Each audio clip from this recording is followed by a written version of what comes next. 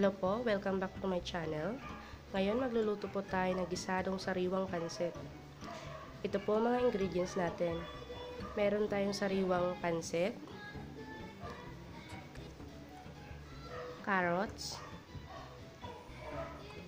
garlic, onion, bagu beans, red bell pepper, soy sauce, Chinese pechay, atay ng manok, chicken, breast part, patis,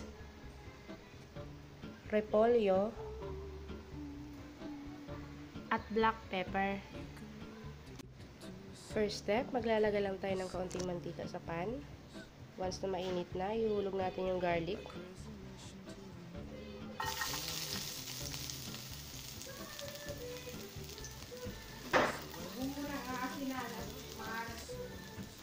Next, isusunod natin yung onion.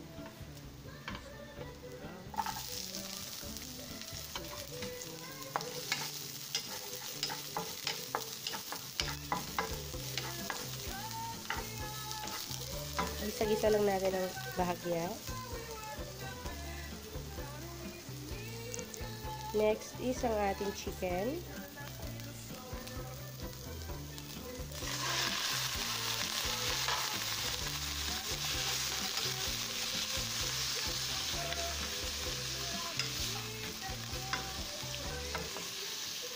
Ayan, takpan muna natin mga 2 minutes.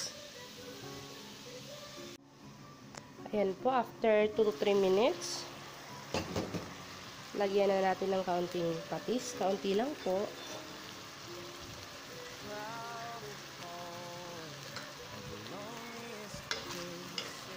Ayan.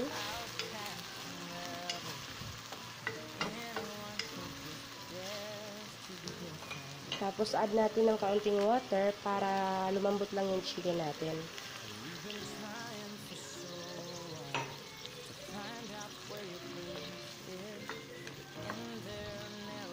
Takpan muli natin.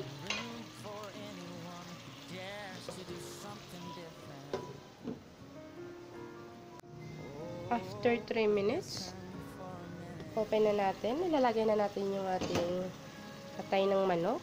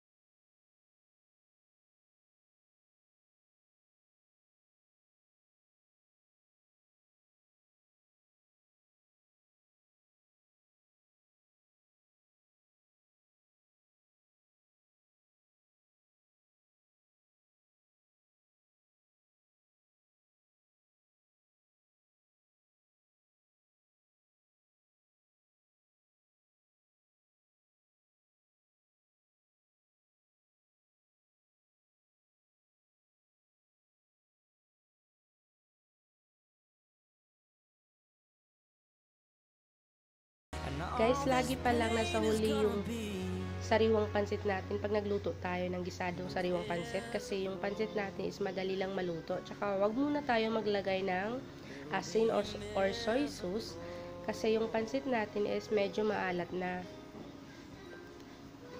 Ayan. Nalagay na natin. Haluin lang po natin.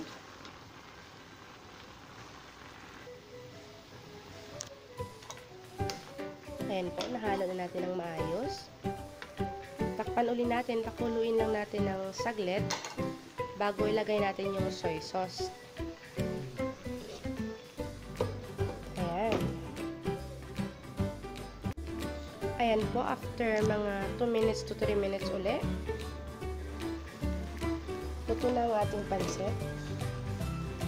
Tsaka natin ilalagay yung ating soy sauce. Kontrolin po natin kasi yung pansit natin is medyo maalat na.